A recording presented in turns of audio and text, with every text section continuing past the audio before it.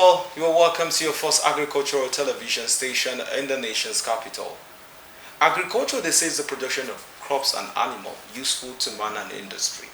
And it's no longer a news that right now, as we speak, when you go to the market, there is a cause for alarm why agriculture need to be embraced. Because the more there is feed, or rather, the more there is product in the market, the lesser it becomes. But the less it is, the more expensive it is right now. A lot of businesses in agriculture has packed out. Farms have rolled out. Fish farms are no more in business. A lot of agricultural sectors are suffering. Reason because the cost of production has skyrocketed. Feed, fingerlings, day-old chickens, whatsoever it is really, really alarming. And today we'll be talking about something quite interesting you will want to watch, or rather you want to be a part of. We're talking about cutting down cost of production in animals or breeding animals in general. To do justice to this very topic, we'll have to go all out to get a professional farm consultant, talking about Ushi Dominus, who of course to an extent is a regular on this program, where he's going to be analyzing the best way you can actually cut down costs, because there is a science to this. If you don't know, believe me, you will end up packing out of business. That is not what we hope for. It's more reason why this program is coming at this point in time, so you can listen and learn how you can actually still be in business and still not break your pocket. Mr. Ushi Dominus, it's good to have you again on the Thank you very much. Always a pleasure being with you. Thank you. Wow. You're looking good this morning. Thank you so much. Well, from my introduction, we talked about business packing out. A lot of farms now, especially your way to Kefi, your way to Kaduna, your way to Kogi, a lot of farms are there around the country. Yes, they are all packing out. And the question you keep asking, what happened to your farm? They tell you, cost of production is on the high. So now, of course, to an extent, you're a professional. How do you think did we get to this very level in the nation? Because it means farms are packing up.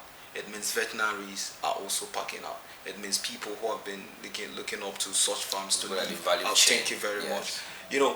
How did we get here? What really, really happened before we now start addressing how to? Well, how do we get here I don't think it's new to any Nigerian listening to us right now, because we understand the system. Well, unfortunately, it's not something personally I'm proud of, and someone who like to take responsibility and not to do blame games. But you see, our system arguably has been the way it is. I remember a friend said, Nigeria has not gotten better since it was born. It's as if it gets worse by the day. So it's what is affecting us generally in everything. We are not a producing economy. We buy everything. So up till now in Nigeria, we still import agri-products. You see, and we have one of the most fertile and arable land around the world, even better than countries like Israel. I remember I was in CSS farm. Most revered Professor John Kennedy said that Netanyahu, a dear friend of his, said Israel have the food they are going to eat in the next 15 years. Meaning the food that the country will eat in the next 15 years is on ground. It's already produced and it's in store. So you won't be surprised that if Israel continue to fight now and don't go to farm, in the next 15 years they will sustain. How many countries can do that apart from the big powerful nations? So you see, because they went inward to start producing things. I quite agree with you with the fact that the economy, is not fair. Insecurity and all that constitutes some of the reasons why. But Mr. A and Mr. B venture into poultry production the same day, the same capital. Mr. A is still in business. Mr. B is out of business. Sometimes, probably there are some factors aside that might constitute such. What could be those factors? Could it be lazing around? Could it be poor management? Could it be location as well? Sometimes probably the location differs, so maybe it can still be. So what are those things that basically, besides the feed production, we are coming to that later on. So what are basically the... Well, those factors you mentioned have their own impact, but Mr. A started a production alongside with Mr. B, and Mr. A has gone, Mr. B is still standing. Now, there are a lot of things you have to first think. Now, first, what was the intention, or what was the motivation? Yes, they say you don't need motivation to. My very good teacher, Visu, say Nelson Mandela was not motivated to stay in prison for 27 years. You see, so what was the motivation that led you into The business. the business? Because if motivation takes you there, motivation will not keep you there. You need discipline to stay in any area of influence you decide to be. You need to cultivate certain discipline. Now, leave that aside. Now, if you're into, so when you get into the business, number one, what is the expertise, experience do you have in that business?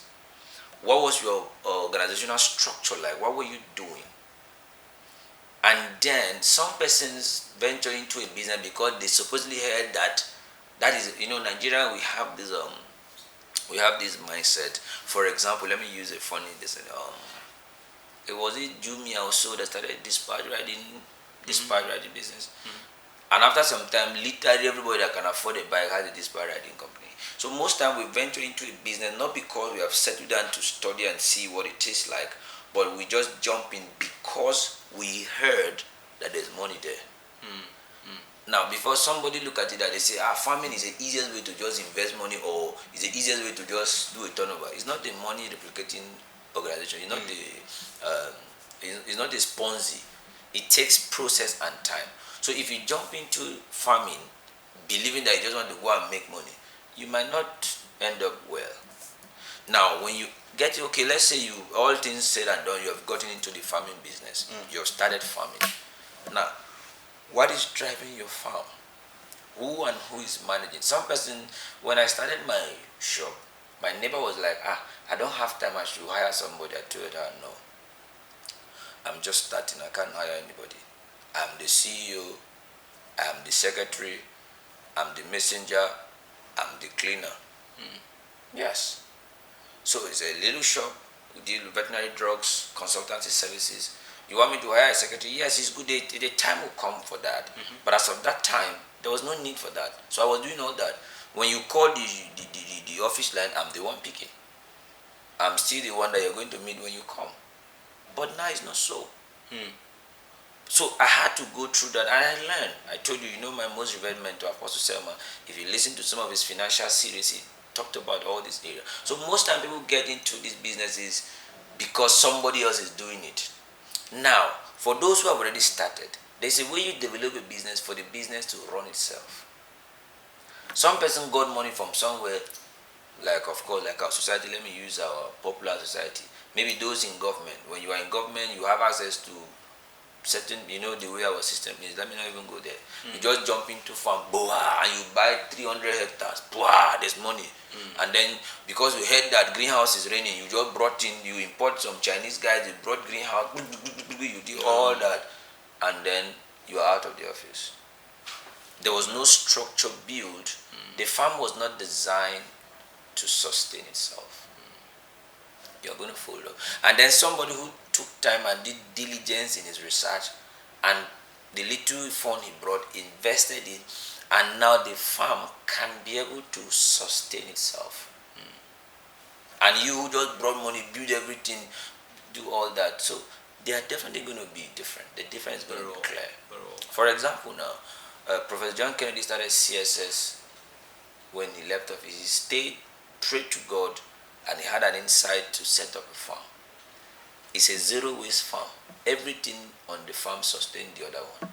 Now, with that kind of a man, and somebody who maybe is a very big politician who just bought a big space of land and did the same thing, now he's not in the office.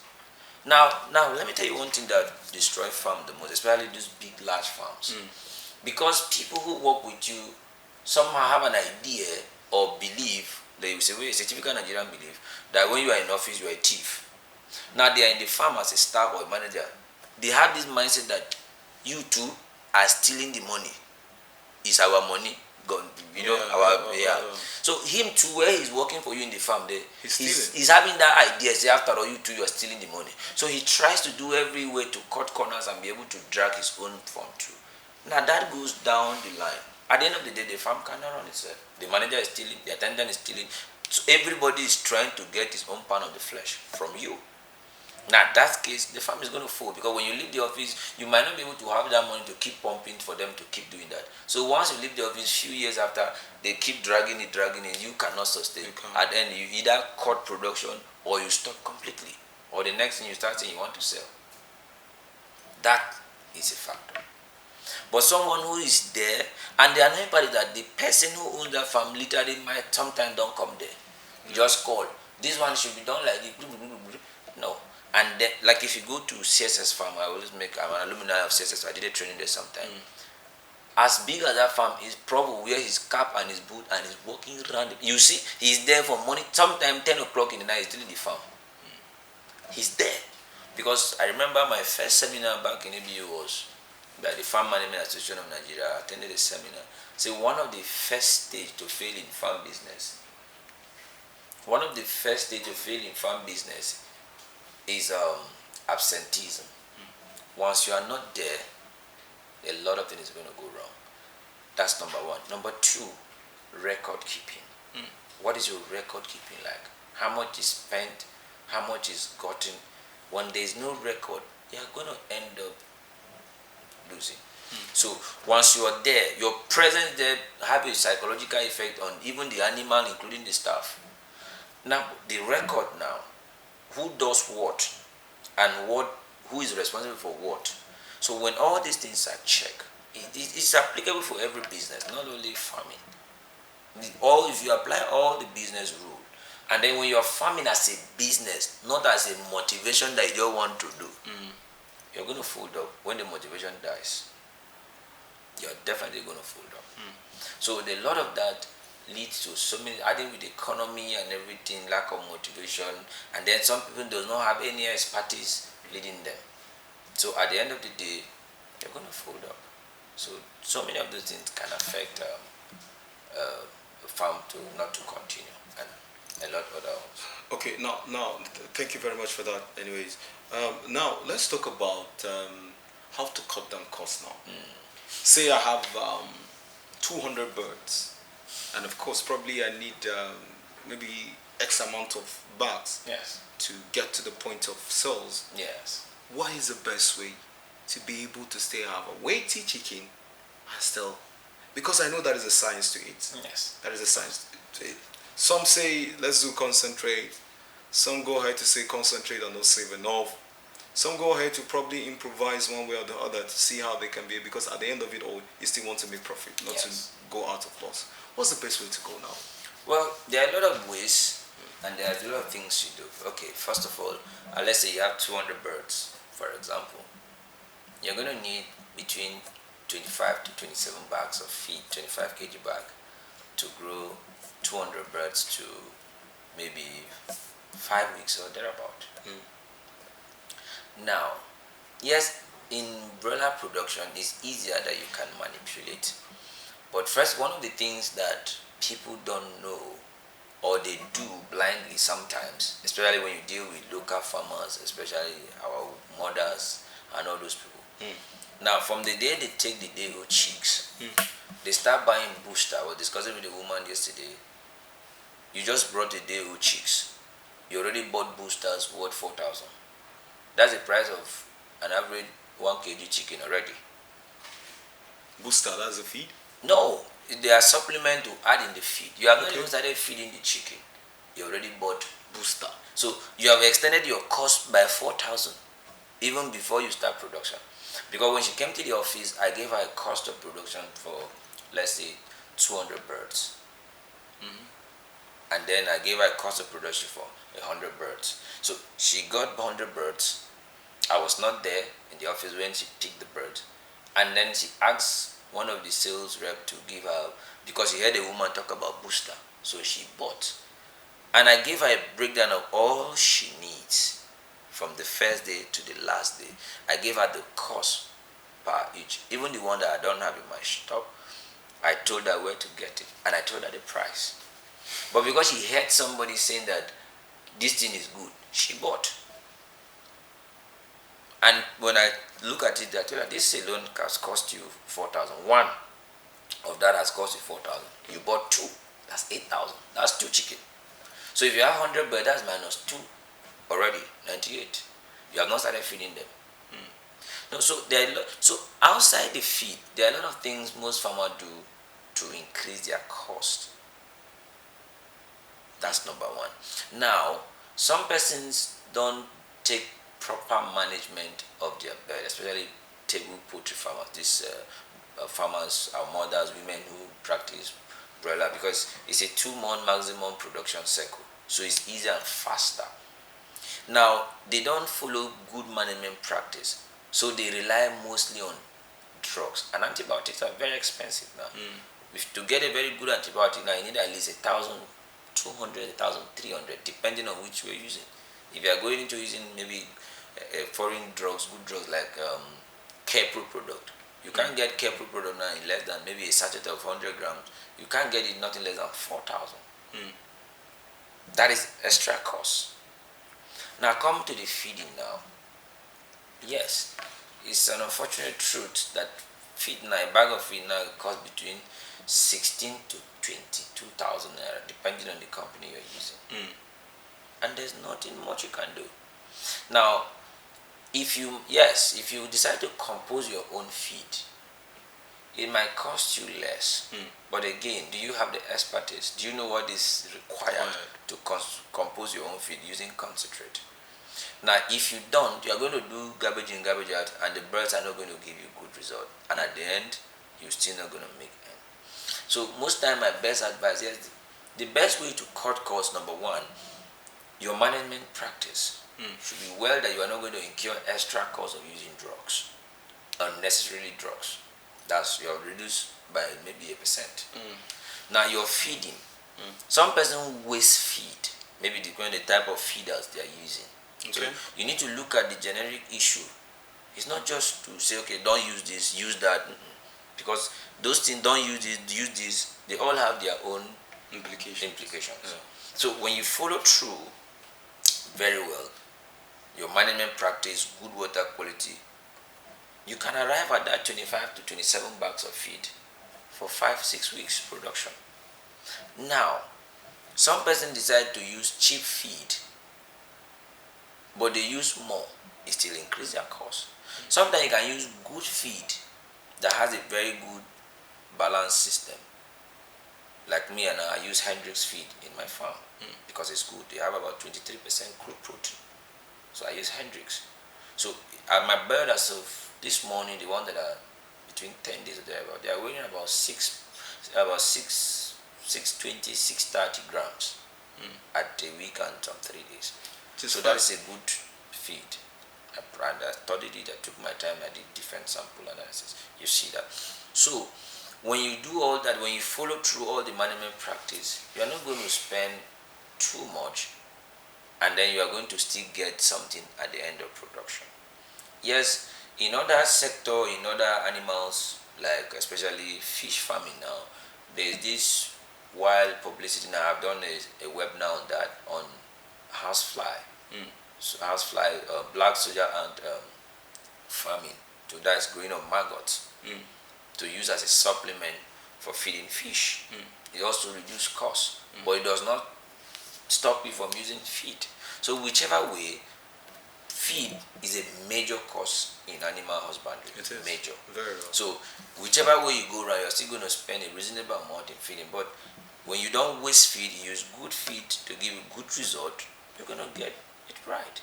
Yes, people will come and tell you, I used to add my own with corn, I used to reduce this. Yes, all those things help. But sometimes if you don't know how to navigate your way around it, you're still going to end up not getting maybe in Abuja now, in cold rooms, they make more money than even the farmers, because they come to the farm, they buy chicken, maybe a kg or maybe 3,000, 3. The farmers are crying, and they're buying a bag of it for 20-something thousand. Now, if you try to cut costs using maybe Dusa or whatever it is, the chicken might not give you the actual weight to meet up. So it's a two-way thing. So you need to take your time, plan it well. That's why I always advise someone when you want to go into any system of farming, get an expert guidance so that you'll be able to.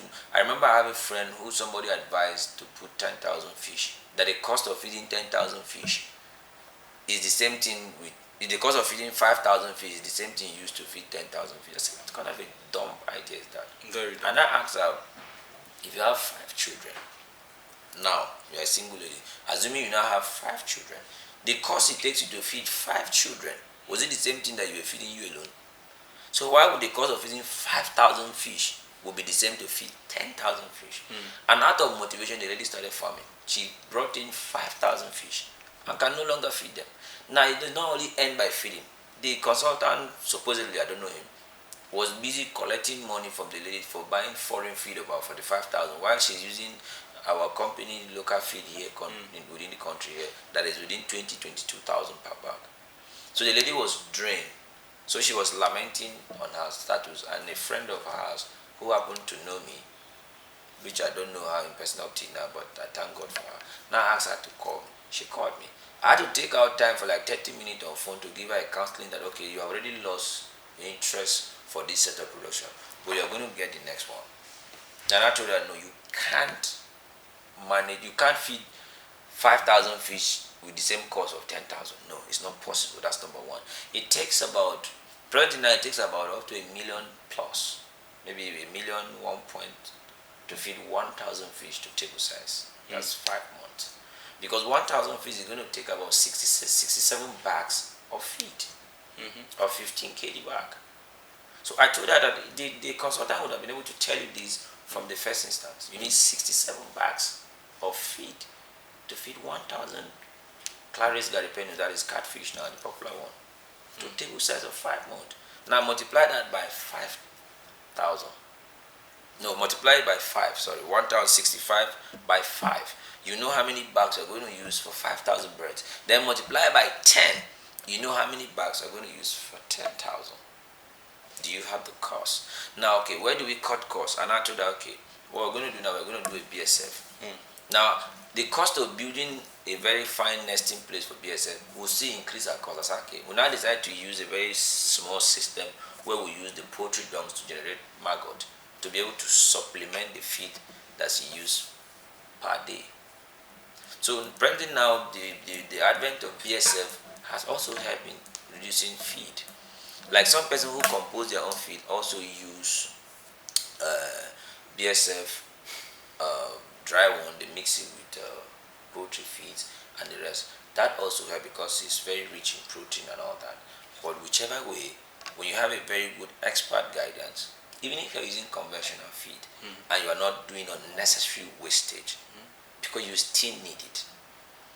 Now, even for big farms who have mills, a bag of concentrate now, depending on which company you're using, is between 70 to 80 something thousand. That will give you maybe 1 ton, which is like maybe 40 bags or 25 kg bags. It's still a very high cost. Very high. Now, even if you decide to use masara, how much is a bag of maize? It's about 80k. Thank you. So whichever way, Still running it's along. still high. You are still going to. So, but when you settle down, do your expert analysis, your financial analysis very well, and avoid unnecessary wastage. At the end of the day, you'll be able to. You might not get a very high profit margin, but you will not go home empty. Loss. Okay. Yes. Well, now I just want us to talk about the major problems farmers usually, the mistakes they make. Oh, a lot of it. The major mistakes they make to Yeah. back out of business, or better still, they are not being able to make gains at the end of it. Could it be they sell earlier? Could it be what are the major problems now? Okay. I don't know. Number one of the major problem is ignorance. It's even it's a general thing that you know that if you are ignorant of a thing, you are going to do a lot of wrongdoings. Like I started, we talk about why other farms strive and others fold up. Motivations. You came in there with true motivation without knowledge. You are going to crash. Because motivation takes you there, motivation will not keep you there. You need discipline, knowledge. Yeah, you don't become disciplined without knowledge. For you to be disciplined, there's something you know to keep you. Yeah. Dr. Miles Monroe said, whatever takes you there, keeps you there. So some person get into farming without the requisite knowledge. Now, okay, if you don't have the requisite knowledge, you should be able to get someone to guide you. That's number one. Number two, some persons get into a certain business and then they try everybody idea. If they are doing this, it's giving the result. If this person come and say, I'm doing this, they will join. That also even increase their cost. And number three, some persons just, I don't know how to put it, they just, because maybe they heard that farming is a money venture, they just go into it.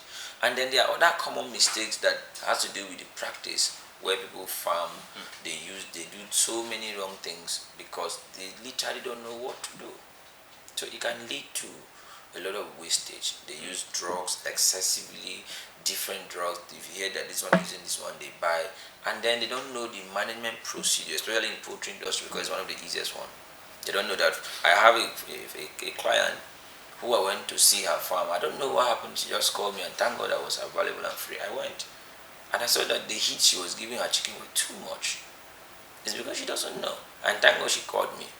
Before I went there, the chicken were already panting because the heat was too much. I had to open everywhere, start sprinkling them water. I had to pick some to try to make them drink water so that they would get strength because she's just brooding. So those are common mistakes. So generally, the major cause or the major reason why most people make mistakes is ignorance. They don't know what to do, when to do it, and how to do it. Maybe share with us your words to government and also to farmers in general. What are your words to government? What do you expect? What are you looking forward to see government do to farmers now that things are quite expensive? Do they need capital? They need some incentives. They need some subsidization. What do you think as a professional? Well, okay, Brendan, I will first of all commend the president for the new executive bill that he just signed, like executive order on the agricultural produce. He has been able to, that executive bill covers both agri production, maybe manufacturers and the rest, the tax waiver, the duty on it and all that. That is that's another way to help farmers, and that can also help to reduce cost of production in agriculture. But again, as much as that is good, there is little more that needs to be done. Now the loan, even the agricultural loan in the Bank of Industry or agricultural or NISAL and the rest, is not accessible to the actual farmers. If you don't know somebody, or you know the way I was saying is, you can't access the loan. I remember when I was starting up, I applied until I got fed up. I even tried Tony Lumelu, I get to a certain stage, and then I got tired and stopped. That was in my own end. So maybe if I had continued, maybe I would have won it. So if government can make easily accessible, maybe certain loans to support young people who want to venture into farming, just like the Revered Apostle did. You had to take some 200 young people to go and train, and then there's some level of empowerment for them to start up, and then there's a supervision system to be able to see that these people actually don't use the support they gave them to go and add extra work, but rather to do what is meant for. Yeah. On that note, we come to the end of this episode of the program. I'm sure you must have learned a lot on this episode. See you same time, same station. Bye for now.